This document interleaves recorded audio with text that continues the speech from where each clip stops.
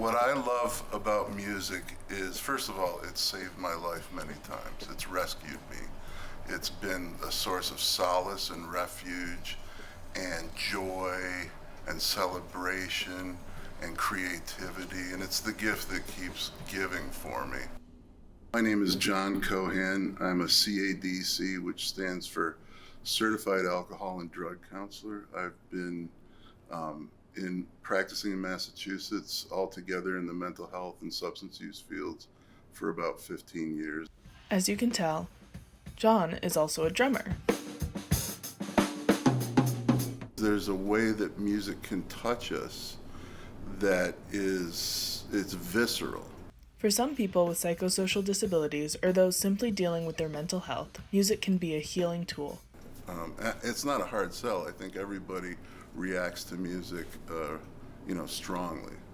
A psychosocial disability is defined by the National Library of Medicine as a disability involving actual or perceived impairment due to a diversity of mental, emotional, or cognitive experiences. 1 in 4 people suffer from a mental health condition worldwide. For Claire Joy Moss, who is a musician, an educator, and communications manager, music has been a constant in her life. But something which hasn't been a constant was her psychosocial disability.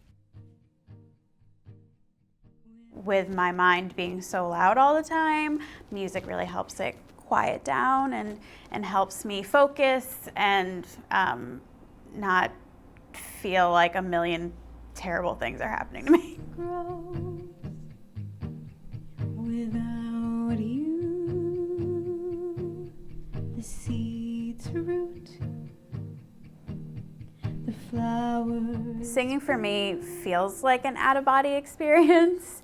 I think, like I said, there's just something so beautiful about singing and making music with other people. It's cathartic for me. It also really huge stress reliever. Singing allows you to use someone else's words to emote how you're feeling. So I'm a musical theater kid, and I sing a lot of sad songs from musicals because that's how I know how to cope with how I'm feeling.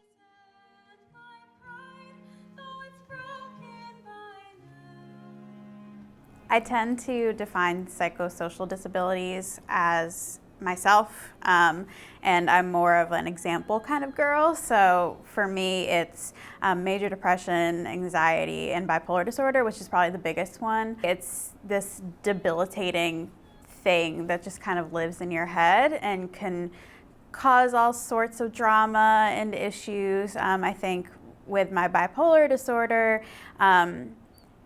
it manifests in a couple different ways. Like I have really high highs, really low lows. I didn't really label it as a disability or like a psychosocial disability until I started working with the Disability Justice Project. It's like when you teach a child a word, right? Or they're holding this block in their hand and they don't know it's called block. And then you say, this is a block. And they're like, wow, that's amazing, this is a block. And it was the same thing. On October 24th, Cohan was one of the 3 panelists at a Women in Music mental health event at Northeastern University. There he spoke about mental health and its relation to musicians. We start to talk about mental wellness and we start to talk about what that looks like, and we destigmatize it, right? That's the worst thing we have is this stigma saying we shouldn't talk about this because there's shame around it, or I should be embarrassed if I'm suffering from a mental health issue. So just doing that empowers people. I think a lot of times people just think it lives in your head, you're lying, you're making it up, you're using it as an excuse for things, which is not actually true because nobody really lives in your head except for you. And their advice for anyone struggling with their mental health? Everyone says like, it gets better, and it sort of does. Again, if you are able to have a community to talk to people about it and maybe get mental health services, then eventually it will get better, but it's also okay if it doesn't, as long as you know who to go to ask.